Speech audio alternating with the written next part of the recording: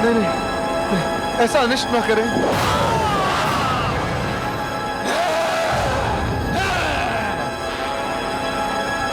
रुक जाओ।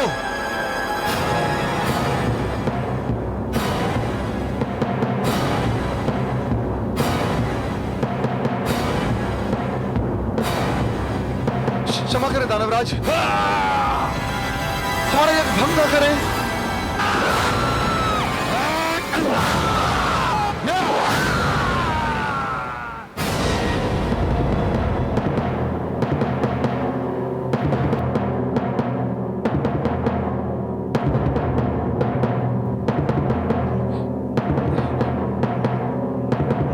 नहीं नहीं, ऐसा नृत्य मत करो, मेरा एक भ्रष्ट हो जाएगा।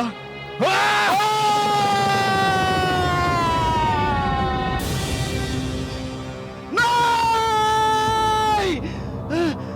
नहीं! अरे दंभी दुरात्मा दानवो, तुम दोनों ने तपस्या में लीन मुझ निरपराध तपस्वी को मारा।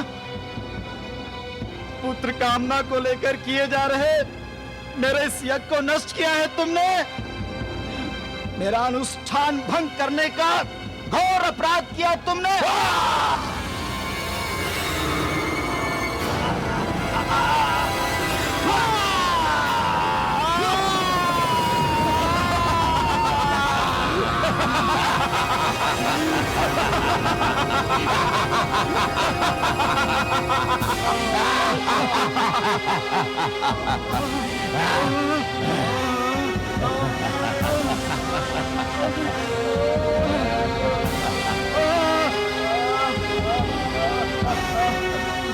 मैं बिना तिलांजलि के मरा हूं, तो जाओ, मैं भी तुम्हें अपनी समूची तपस्या के बल से श्राप देता हूं कि तुम भी अपनी संतान का मुख नहीं देख सकोगे।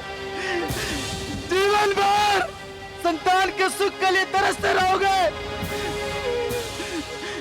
निर्वांश संतानहीन अंत होगा तुम्हारा, पुत्रहीन अंत होगा तुम्हारा दुष्टों। तुम्हें मुखाग्नि देने वाला कोई नहीं होगा।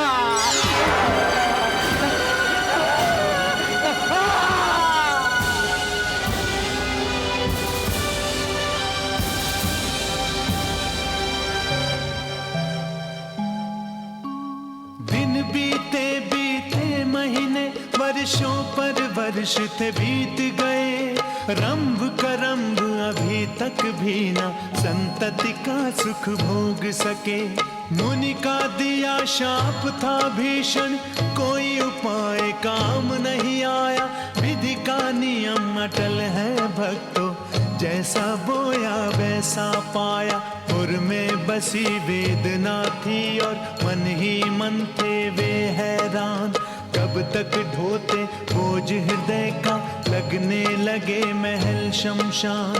पुर में बसी वेदना थी और मन ही मन थे वे हैरान। कब तक ढोते बोझ हृदय का, लगने लगे महल शमशान। लगने लगे महल शमशान, लगने लगे महल शमशान। अरे दंभी दुरात्मा दानवो, तुम दोनों ने तपस्या में लीन मुझ निरपराध तपस्वी को मारा। पुत्र कामना को लेकर किए जा रहे मेरे इस यज्ञ को नष्ट किया है तुमने। मैं बिना तिलांजलि के मरा हूं, तो जाओ, मैं भी तुम्हें अपनी समूची तपस्या के बल से श्राप देता हूं। तुम भी अपनी संतान का मुख नहीं देख सकोगे।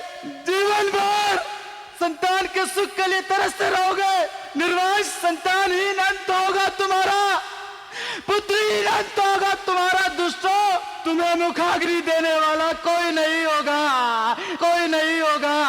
नहीं,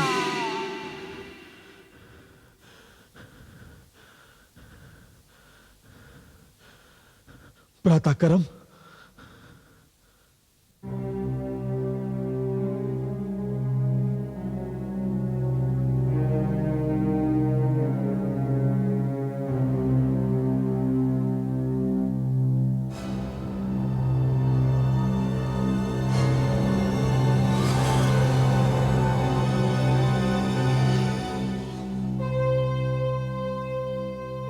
भ्राताश्री,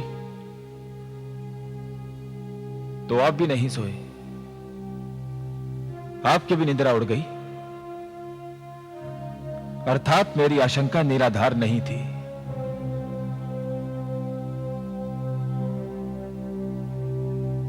भ्राताश्री, क्या आपको भी वही भय संतप्त तो नहीं किए हुए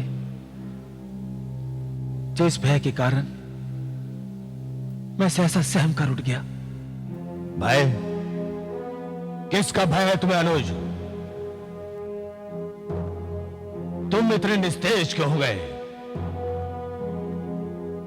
तनिक सोचो अनुज, तुम काल रही एक वीर योद्धा हो।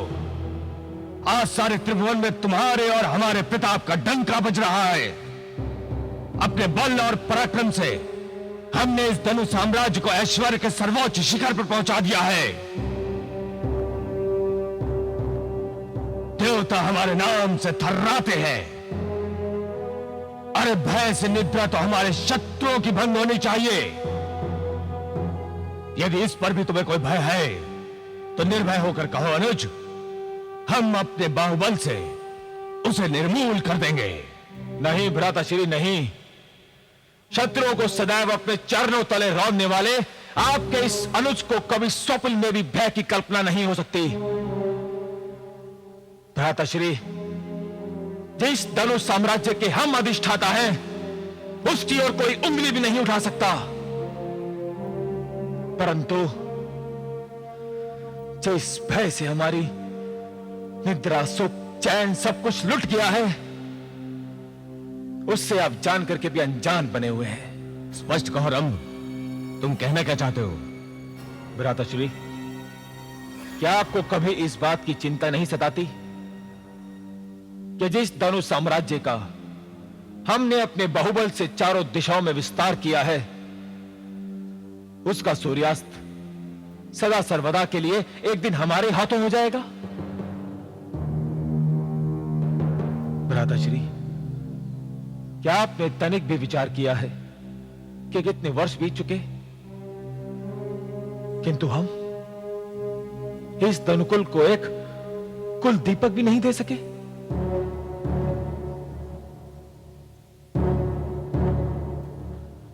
तनिक सोचिए भ्राताश्री, उस तापस का श्राप सच होता जा रहा है। कहीं ऐसा ना हो हम निर्वंशी मर जाएं और कोई हमें मुखाग्नि देने वाला भी ना हो। बिना संतान के ये ऐश्वर्य किस काम का भ्राताश्री? ये कीर्ति मिथ्या है। यदि धनुकुल की वंश परंपरा का खेवनार कोई नहीं, तो एक दिन ये सब शून्य में समा जाएगा और बिना प्रयास के ही देवताओं के सब मनोरथ सिद्ध हो जाएंगे। नहीं अनुज, हम ऐसा कदापि नहीं होने देंगे। धनुकुल निर्वंश समाप्त नहीं होगा। दंभ और पराक्रम के मद में हम इस श्राप को भूले हुए थे। अच्छा हुआ तुमने हमें इस मूर्छा से जगा दिया। कैसे भी हो, हमें उस तापस के श्राप को मिटाना ही होगा। इस धनुकुल की पताका को फहराने के लिए हमें एक कुल दीपक पाना ही होगा। परंतु कैसे भ्राताश्री, कैसे? अनुज, हमारे कुलगुरु शुक्राचार्य सर्वशक्तिमान हैं। वे अनहोनी को होनी में बदल देंगे। क्या गुरुवर इस समस्या का समाधान कर पाएंगे भ्राताश्री? क्या तुम ये नहीं जानते अनुज, जब अमृत मंथन के अमृत से मोहिनी ने छल से देवताओं को अमर बना दिया, तो गुरुदेव शुक्राचार्य ने ही अपने मंत्र बल से संजीवनी पिलाकर हम दैत्यों को भी जीवन दान दिया था।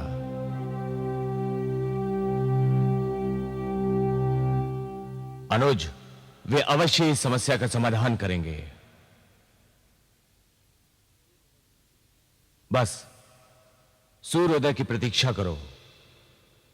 भोर होते ही हम गुरुवर शुक्राचार्य के पास जाएंगे।